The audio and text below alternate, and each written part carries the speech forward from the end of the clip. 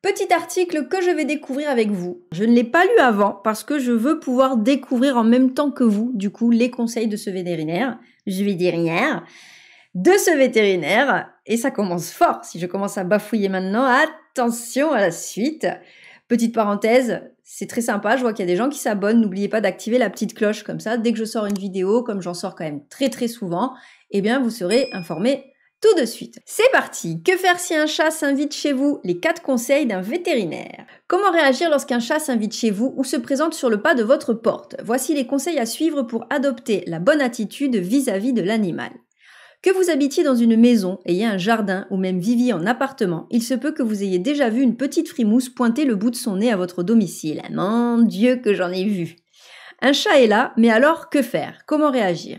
Yannick Pérenès, directeur et vétérinaire à l'hôpital Anicura CHV Pommery de Reims, on l'appellera Yannick, nous donne ses conseils pour adopter le meilleur comportement vis-à-vis de cette incursion féline. À l'état naturel, le chat est un prédateur territorial de nature curieuse. Rien d'étonnant donc à ce qu'il s'approprie un territoire. Bien sûr, les limites que se fixe le fidèle ne sont pas les limites humaines telles qu'indiquées sur les cadastres comme l'explique Yannick. Il n'est pas du tout étonnant qu'un chat s'approprie le territoire quand il n'y a personne qui l'occupe. Si le territoire c'est un jardin avec une maison au bout, eh bien il arrive un moment où bien souvent il rentre dans la maison. C'est dans la nature même de l'occupation du territoire par la population de chats. Il n'est donc pas rare que le matou entre sur un terrain ou dans une habitation faisant partie de son fief. En clair, le chat n'est pas chez vous, vous êtes chez lui. Ça, on le savait déjà un petit peu. Première étape, se renseigner sur le chat. Vous voilà devant le fait accompli, un chat se trouve sur le pas de votre porte. Pour le vétérinaire, la première étape consiste à se renseigner sur la boule de poil qui s'invite chez vous, et cela peut prendre un certain temps. Premier marqueur de renseignement, l'état général de l'animal. Est-il en bonne santé ou en mauvaise santé? Lorsque le chat est maigrichon, en mauvais état et pas castré, il est probable qu'il soit errant. Au contraire, s'il est grassouillé et qu'il porte un collier, il est bien évidemment domestiqué. Parfois le doute subsiste et vous souhaitez en avoir le cœur net dans l'intention éventuelle de vous occuper du chat. Dans ce cas de figure, il convient de prendre contact avec un vétérinaire ou un professionnel du monde animal équipé d'un lecteur de puces.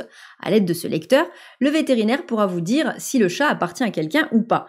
Oui, alors ça c'est la base, c'est-à-dire que le coup de s'il est maigre et pas castré, c'est qu'il appartient à personne et qu'il est errant, et s'il est grassouillé, c'est qu'il appartient à quelqu'un.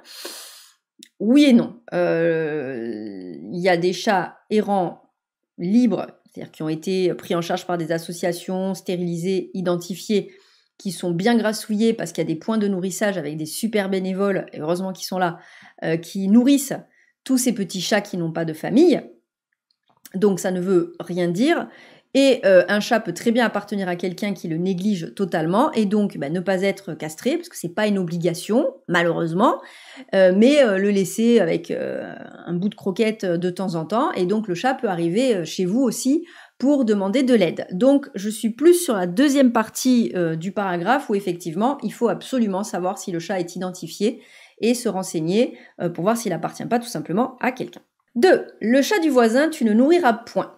Vous avez fait votre enquête et il s'avère que le félin appartient à un voisin. Dans ce cas, un seul code de conduite, il est important de veiller à ne pas le sédentariser en lui donnant à manger, explique Yannick. Premièrement, parce que voler le chat du voisin est fort peu sympathique et peut être source de conflit. Ensuite, parce que même si lui donner à manger part d'une bonne intention, vous ne connaissez probablement pas les problèmes de santé du chat. L'animal peut en effet souffrir de troubles urinaires, de diabète, de problèmes de thyroïde, avoir besoin d'une alimentation diététique. Le nourrir peut donc être contre-indiqué pour sa santé. Ça, c'est ultra important. Je suis coupable de tout ça. Je nourris, je ne peux pas m'empêcher, dès que je vois un animal, de lui donner à manger, mais je connais bien mieux les animaux de mon quartier que les gens qui y vivent et donc je sais qui sont les chats libres, qui sont les chats errants, à rendre libre, qui sont les chats qui appartiennent à des gens. Mais je nourris le chat de l'une de mes voisines parce qu'elle ne s'en occupe pas. Et donc ce chat a élu domicile sur ma fenêtre. Et voilà. Et donc c'est vrai que je le nourris avec de la nourriture de bonne qualité. Ça me coûte une blinde. Mais voilà. Mais il est très important que vous ne fassiez pas ça parce que effectivement, si le chat a un problème d'insuffisance rénale, de cystite à répétition, de diabète, etc., ce que vous allez lui donner à manger n'est pas forcément bon pour lui et l'alimentation diététique n'est pas forcément agréable pour le chat en termes de goût et c'est peut-être aussi pour ça qu'il vient chercher à manger ailleurs.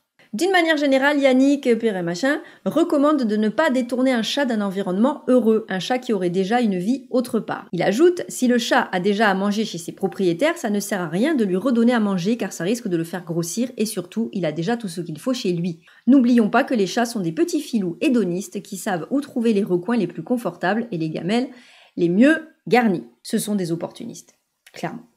Qui dirigent le monde, clairement aussi. Après moult recherches, vous avez confirmation que le petit être qui vous rend visite est un chat errant. Deux choix s'offrent alors à vous, recueillir ou ne pas recueillir l'animal. Dans le cas de figure où vous choisissez d'en faire votre animal de compagnie, il est nécessaire d'amener l'animal chez le vétérinaire pour vérifier la présence ou l'absence d'une puce électronique, lui attribuer une identification électronique le cas échéant, le stériliser et le vacciner. La vaccination et l'identification des carnivores domestiques sont en effet obligatoires en France. Et nous espérons que la stérilisation le devienne un jour. Vous pouvez à contrario choisir de ne pas en faire votre animal de compagnie. Dans ce cas de figure, il n'est pas possible de chasser un chat d'un jardin. Rappelez-vous, vous êtes sur son territoire et hormis la mise en place d'une barrière mécanique adéquate, il reviendra à sa convenance. La meilleure conduite à tenir consiste à ne pas lui ouvrir la porte de votre logement et à ne pas le nourrir. Faire preuve de bon sens. Quelle que soit la situation, Yannick Perrenès l'affirme, le bon sens prévaut. Les scénarios possibles sont multiples. À titre d'exemple, de nombreuses personnes cohabitent avec les chats de leurs voisins, en leur donnant un petit peu à manger. Il peut arriver qu'un voisin décide de ne plus s'occuper de son chat, ou qu'un voisin déménage et abandonne son chat. Parfois même, le petit filou s'invite chez vous parce qu'il vous a tout simplement choisi et qu'il vous accorde sa confiance. Autant de cas de figure qui nécessitent une évaluation de la situation au cas par cas, en faisant preuve de bon sens. Le quatrième conseil est le plus intéressant, le plus important, effectivement, faire preuve de bon sens, puisque en fait, dans le fait de faire preuve de bon sens, ça va reprendre les 3 autres points, de vérifier si le chat n'appartient pas à quelqu'un, d'aller chez un vétérinaire pour voir s'il est identifié, si vous décidez de le garder, le faire identifier, vacciner, stériliser, si vous décidez de ne pas le garder, n'allez pas lui jeter de l'eau ou des cailloux à travers le museau parce que ça ne servira absolument à rien. Donc voilà, évidemment, je vous conseille si un petit chat s'invite chez vous, d'apprendre à le connaître, de vérifier tout ça, et puis pourquoi pas d'en faire un nouvel ami, un nouveau coloc, un nouveau propriétaire de maison. Oui, parce que, comme il a été dit au début, et la boucle est bouclée, ce ne sont pas les chats qui vivent chez nous, mais bien nous qui vivons chez nos chats. À très bientôt. Ciao ciao.